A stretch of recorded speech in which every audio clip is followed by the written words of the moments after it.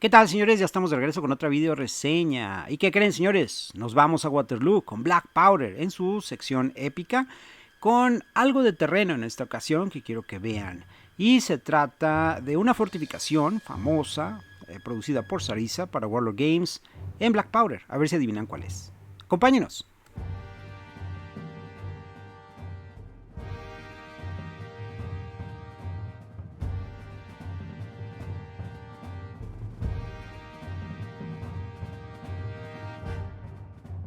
Para aquellos que leyeron los títulos, les debería dar vergüenza el estar haciendo trampa. Se trata de La Haye Sainte, una fortificación, una granja en sí de la familia Sainte, que sirvió como refugio para los Hanoverians, es decir, las fuerzas exiliadas alemanas, los rebeldes que se unieron a las fuerzas de Wellington y mantuvieron aquí su centro de operaciones. Es un kit en MDF, madera, a final de cuentas, hecha polvo y después comprimida. Es lo que está de moda ahora para escenografía en juegos de miniaturas y la verdad es excelente. Es una manera económica de poder construir tú tus propios sets de escenografía y no pagar altos precios por escenografía de plástico. En la parte de atrás podemos ver algunos detalles de la escala de esta majestuosa pieza traída por Sarisa Precision pero con licencia de Warlord Games para su juego de Waterloo. Bueno, digamos Black Powder en la campaña de Waterloo en escala épica, es decir, miniaturas de 14.5 milímetros, 15 milímetros. Es un set muy ligero, muy liviano, no tiene casi nada de peso y tiene las dimensiones de un libro o casi un cuaderno. Entre las recientes expansiones para Black Powder tenemos múltiples kits de escenografía. Algunos de estos vienen incluidos en las cajas de inicio de los dos ejércitos y otras más se pueden comprar por separado, incluyendo esta fortificación, entre comillas, granja. También tenemos otra fortificación que sirvió a los franceses, que también ya está disponible, y una iglesia. Dada la escala, algunas de estas piezas de escenografía te podrían incluso servir para llevarlas a tu frente en la guerra civil norteamericana, también de Black Powder, o bien otros juegos de miniaturas que utilicen una escala similar, digamos 15 milímetros, como tipo Flames of War. Ya quitando la protección de plástico, podemos ver todo lo que es el contenido. Y sí, son nada más lo que son las matrices de madera, junto con lo que es el manual de instrucciones y la hoja de presentación. Lógicamente todo este MDF ya viene precortado y prácticamente se deshace solo. Así es que tengan mucho cuidado al manipular las piezas.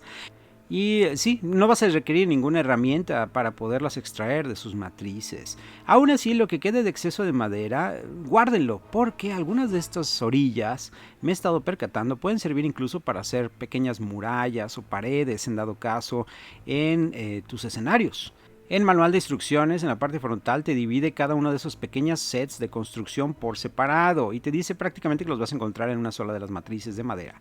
Aquí tenemos la primera de las construcciones, que viene siendo el área más grande, que viene siendo como los establos. Y viene con una sección que vas a pegar por el interior de cada una de estas secciones de madera. Así es que también te recomiendo pongas mucha atención a estas pequeñas secciones. Te habla de algunos números, pero solamente te hacen referencia a lo que es el número de la matriz, no precisamente a un número o pieza en individual. El proceso de pegado y ensamblado es muy sencillo y lógico, así es que sí, realmente la guía visual de este manual es más que suficiente para poder ir armando tus piezas.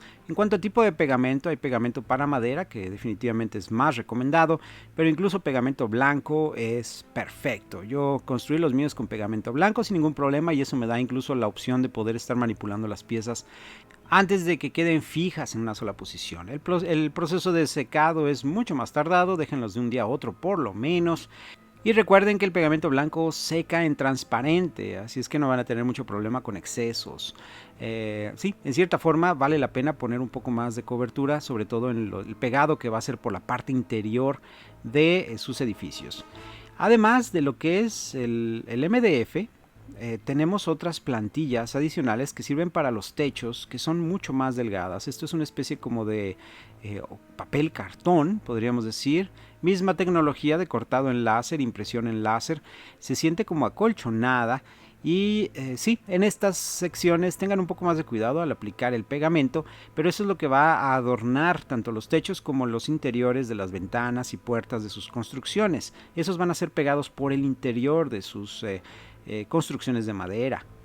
Los techos en dado caso pueden quedar como removibles, nada más ensamblarlos a la sección de soportes que viene en madera con como cartón.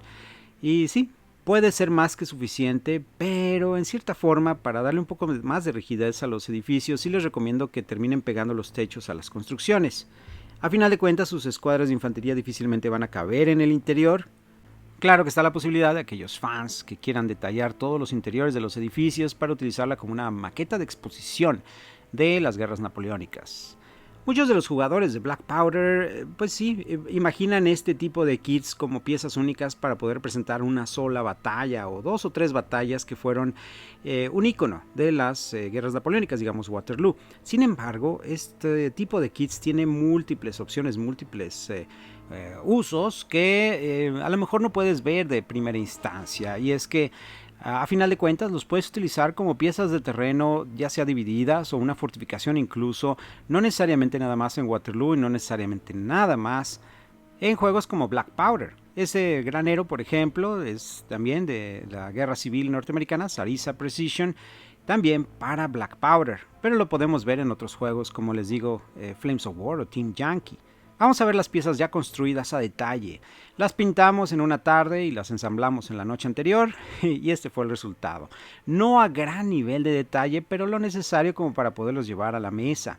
A final de cuentas, no aplicamos primer porque me gustó la idea de poder dejar esos tonos de madera en la parte de abajo. Y sí, todo con aerógrafo y haciendo algunos pequeños parches de pintura con 2 tonos diferentes uno sobre otro y después decorar las puertas y los techos con otros tonos y un poco de humo.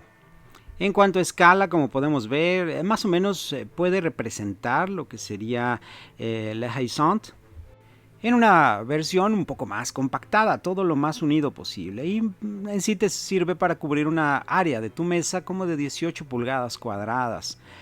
Más que suficiente como para poder destinar una sección de esa mesa a una fortificación y ocupar el resto para todos esos avances de infantería y la artillería, la caballería, todo moviéndose alrededor de esta fortificación.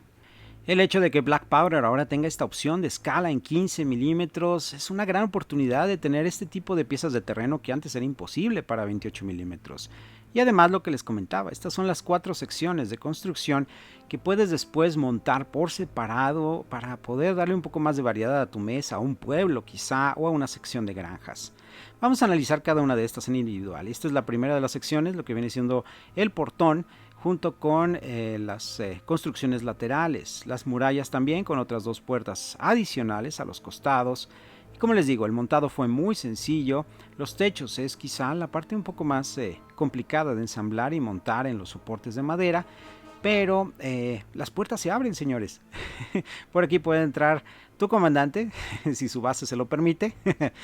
Pero nada te impide el extender esas murallas un poco más con incluso ese exceso de madera que incluye la caja. Así es que puedes construir tus propias murallas más chaparras, más chicas, o bien con un montón de bocage para poder dar las dimensiones a toda la fortificación. Esta es la segunda sección y es como el área de hotel. Si tienes la necesidad de un autohotel en escala de 15 milímetros, escala épica, esto es para ti definitivamente. Tenemos estas otras puertas, estas son como de ese cartón que les comento, no se pueden abrir, pero no veo ningún inconveniente en que las corten, por ejemplo, y las moldeen ya abiertas en dado caso que así lo quieran. Esta es otra entrada adicional por un costado con construcciones laterales de madera y les dimos sus pequeños detalles también como para poder resaltar esos tonos de madera.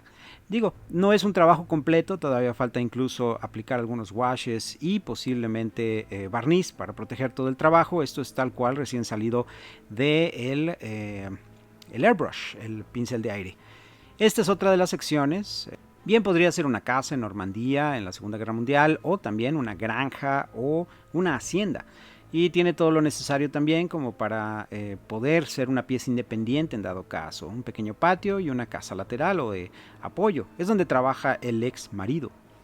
O la casa donde tienes montada tu mesa de juego para cuando vienen tus amigos. De múltiples usos, pero a final de cuentas esta es posiblemente mi sección favorita de todo este complejo.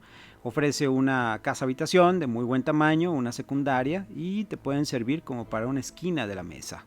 Ambos techos no los he pegado aún, estoy indeciso, pero yo creo que sí voy a terminar pegándolos para evitar tanto daño por manipulación y también pues no se va a dar uso al interior, así es que no tiene caso. Me gustó mucho y decidí conservar los tonos originales que sugieren en las fotografías como para decorar los techos, si es que respeté eso y pinté precisamente el techo de un color diferente. Este es el complejo principal o el edificio más grande que tenemos aquí.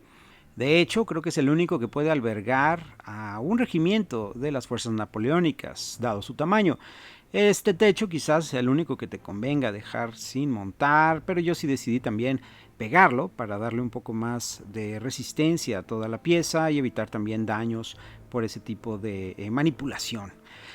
En lo individual también creo que es una pieza que puede ver mucho uso en otro tipo de escenarios, no necesariamente en Waterloo, en la batalla de Waterloo, pero sí dentro de las guerras napoleónicas o incluso en la guerra civil norteamericana.